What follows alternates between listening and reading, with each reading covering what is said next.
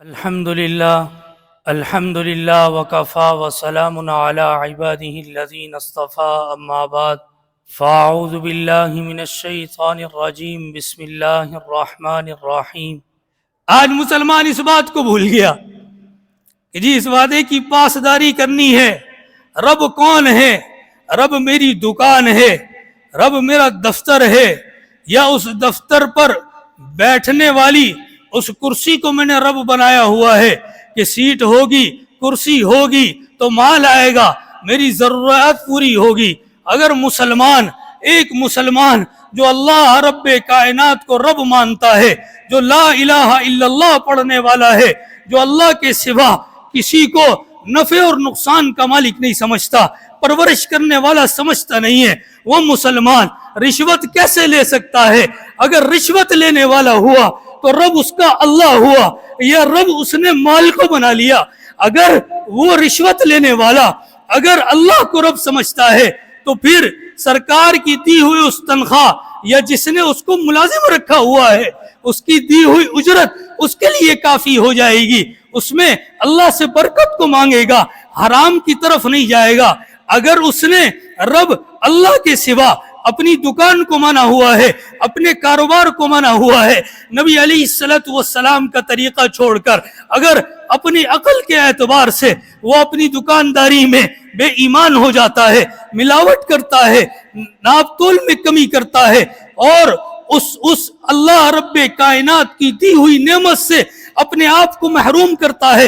جناب محمد رسول اللہ صلی اللہ علیہ وسلم آپ بازار تشریف لے گئے، ایک غلے کے ڈھیر پر اپنا ہاتھ مبارک ڈالا، نیچے نمی کو محسوس کیا، کہا اس کو علیحدہ علیحدہ کیوں نہیں کرتے؟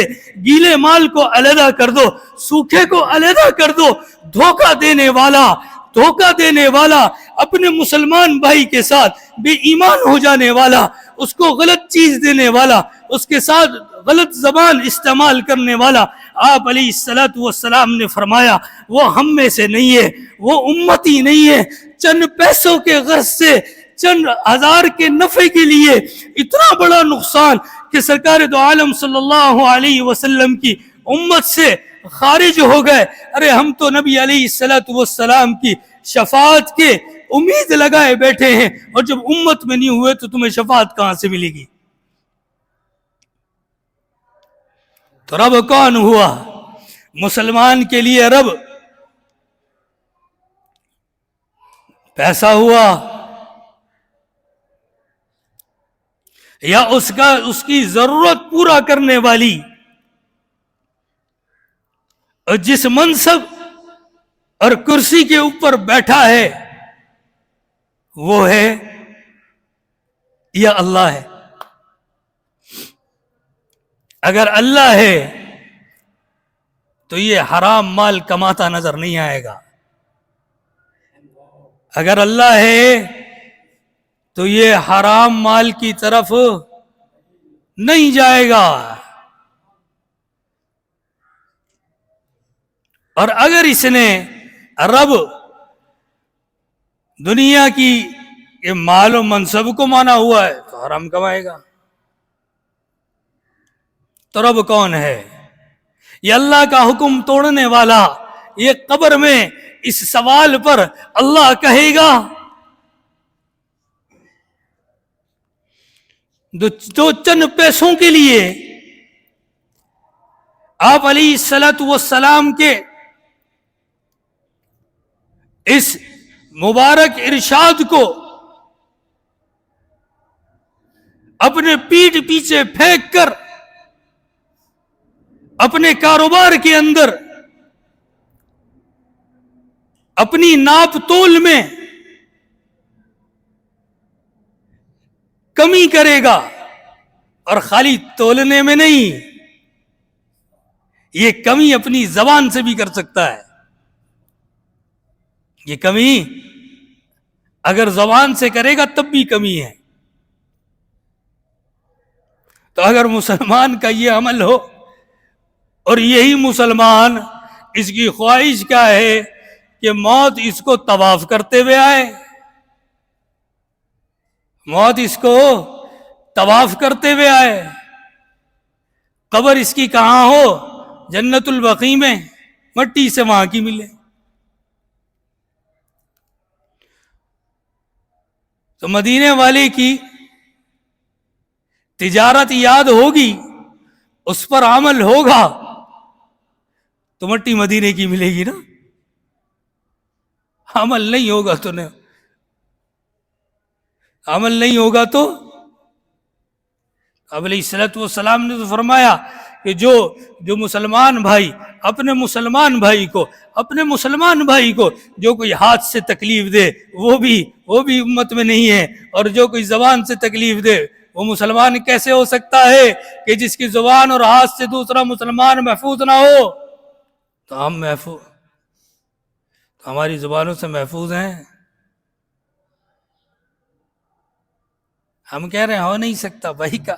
اچھا بڑا عجیب سا لفظ استعمال کر، بھائی کاروبار ہے یہ، کیا کہتے ہیں یہ، کیا ہے کاروبار ہے. تو کاروبار تمہیں سکھایا کس نے؟ تجارت تو انبیاء کا کام، تمہیں سکھائی کس نے تجارت؟ کہ کاروبار ہے بھائی، کاروبار میں تو چلتا ہے. کاروبار میں کیا ہوتا ہے؟ چلتا ہے. یہ مسلمان کی کیفیت ہے. تو اس طریقے کے اعمال کرنے والا، اس طریقے کی زندگی گزارنے والا، عمل یہ ہو. ہمیں تو جو اقرار ہماری روحوں نے عالم ارواح کے اندر کیا ہے، اب وہ اقرار جو وہاں کیا تھا، جو وہاں کہا تھا، اس دنیا کے اندر اپنے اعمال سے اس کا اقرار کرنا ہے، اپنے عمل سے کرنا ہے. اور اگر زندگی ایسے ہی گزری، اگر زندگی ایسے ہی گزارتے گئے، اللہ ہمیں معاف فرما دے. بڑی خطرے والی بات ہے بھائی، بہت خطرے والی بات. جس اعتبار سے ہم زندگیاں گزار رہے ہیں نا، اور جس طریقے سے ہمارا یہ نظام چل رہا ہے، تو یہ بھی نہیں سوچتے کہ ہم اپنے آنے والی نسلوں کو کیا دے کر جا رہے ہیں. ہم اپنی آنے والی نسلوں کو دے کر کیا جا رہے ہیں، اپنی اولاد کو کیا سکھا کر جا رہے ہیں، اپنی اولاد کو کیا کہہ کر جا رہے ہیں. کہہ تو رہے ہیں، ہمارے پاس بھرپور ایک جو ہے وہ بات کہنے کے لیے ہم نے بنا تو لیے کہ جی ہمارا کیا ہے، ہماری تو گزر گئی جیسے گزرنی تھی، جیسے تیسے، اب تو جو کر رہے ہیں اولاد کے لیے کر رہے ہیں. یعنی کہ اگر حرام کما رہے ہیں تو اولاد کے لیے کما رہے ہیں، اور اگر جو ہے وہ دوسرے کو دھوکہ دے رہے ہیں تو اولاد کے لیے کر رہے ہیں.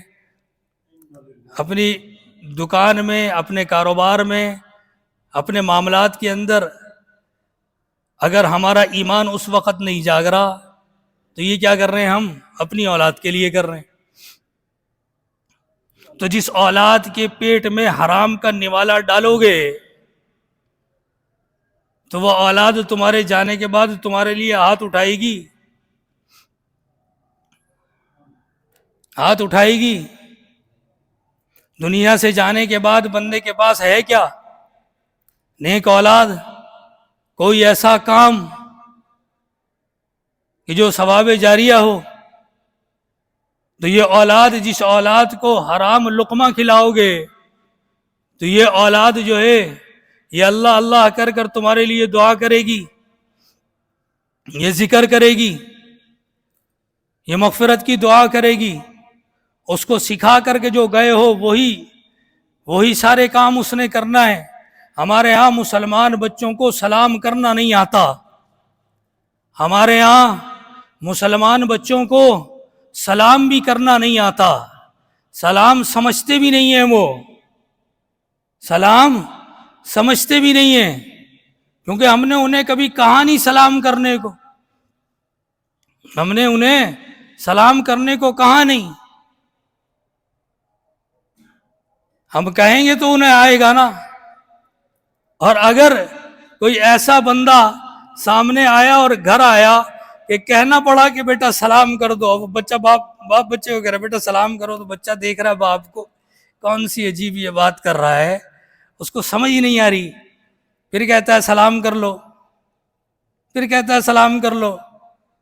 تو بچہ حیرت سے دیکھ رہا ہے. تو پھر باپ کہتا ہے شیک ہینڈ کر لو. تو وہ بچہ بھاگ کر آتا ہے اور ہاتھ آگے بڑھا دیتا ہے.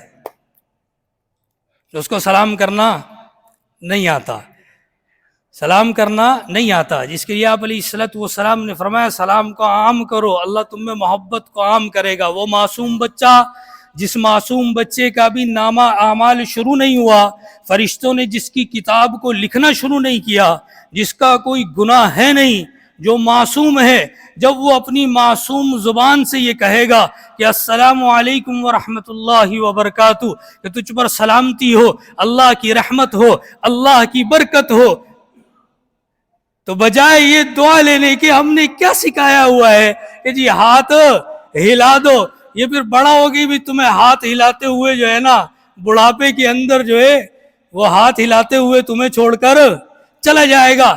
جب سلام کرنے کا نہیں بتاؤ گے تو آگے بھی نہیں سیکھے گا. کہ آپ علیہ الصلوۃ والسلام کا فرمان ہے کہ دنیا کے اندر اللہ نے تیرے لیے جنت کے 2 دروازے رکھے ہیں, جو ایک ماں اور ایک باپ ہے. ہم اپنی نسلوں کو کس طرف لے کر جا رہے ہیں؟ یہ سکھانا, یہ بات اسی طرف دماغ لگا ہوا ہے, اولاد کے لیے کر رہے ہیں, ہم یہ اولاد کے لیے کر رہے ہیں, اسی اولاد کے لیے اللہ کا حکم توڑ رہے ہیں,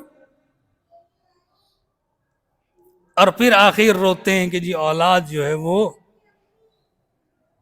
کیا ہے, نافرمان ہے, عزت نہیں کرتی. عزت کیسے کرے گی, عزت کیسے کرے گی؟ ساری زندگی بولتا رہا اسی اولاد کے لیے کر رہا ہوں, اسی اولاد کے لیے کر رہا ہوں, جو بھی کر رہا ہوں, کسی کو دھوکہ دے رہا ہوں تو اولاد کے لیے کر رہا ہوں, حرام مال کما رہا ہوں تو اولاد کے لیے کر رہا ہوں, جھوٹ بول رہا ہوں تو اولاد کے لیے کر رہا ہوں.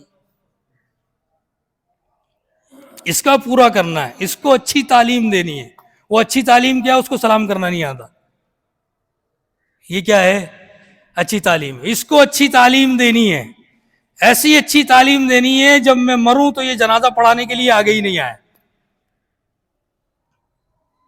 یہ اچھی تعلیم دینی ہے, یہ اچھی تعلیم ہے بھائی. انکار نہیں, آپ جو اپنی اولاد کو دنیاوی فن سکھانا چاہتے ہیں سکھائیں, جو پڑھانا چاہتے ہیں پڑھائیں,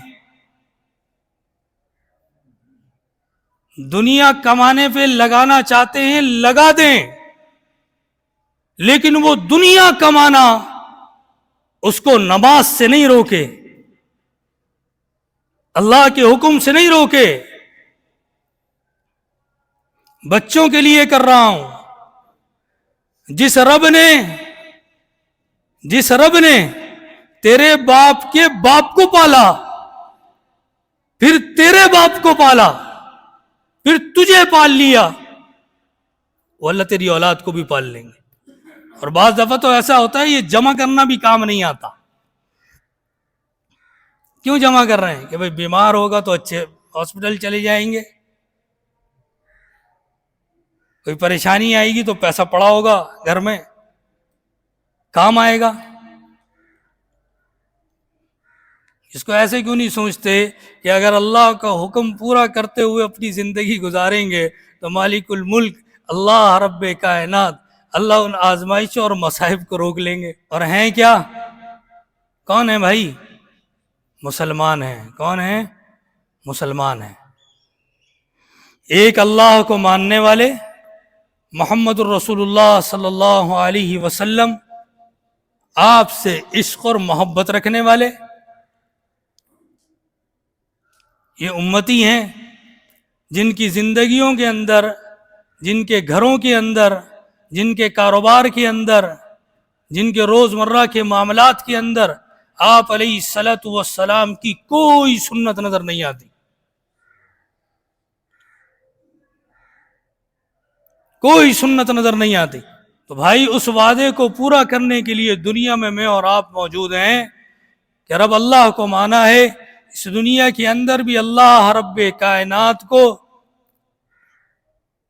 رب مان کر دنیا میں اپنی سمجھ سے نہیں، اللہ کے حکم کے مطابق زندگی گزارنی ہے۔ عقل کہے گی کہ ایسا نہیں، ایسا کر لو، نفع ہو جائے گا، لیکن وہ نفع اگر ہو بھی گیا نا تو در حقیقت وہ نقصان ہوگا، وہ نفع ہو نہیں سکتا، وہ کامیابی ہو نہیں سکتی کہ جو مسلمان کو اللہ رب کائنات کا حکم توڑنے کے بعد مل جائے، وہ کامیابی نہیں ہے۔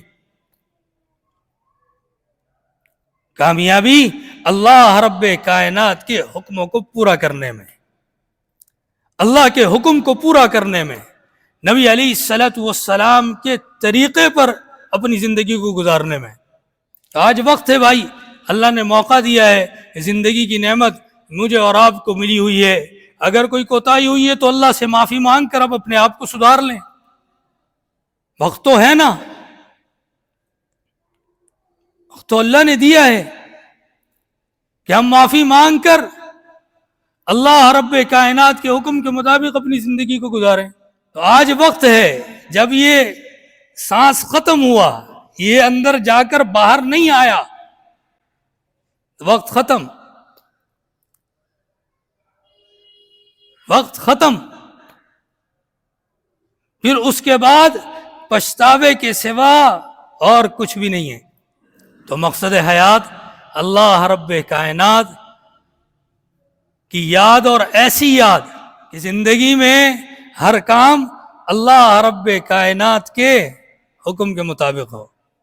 مالک الملک اللہ اخلاص کے ساتھ ہمیں دین کو سمجھنا اور اس پر عمل کرنے کی توفیق نصیب فرمائے۔ وآخر دعوانا الحمدللہ۔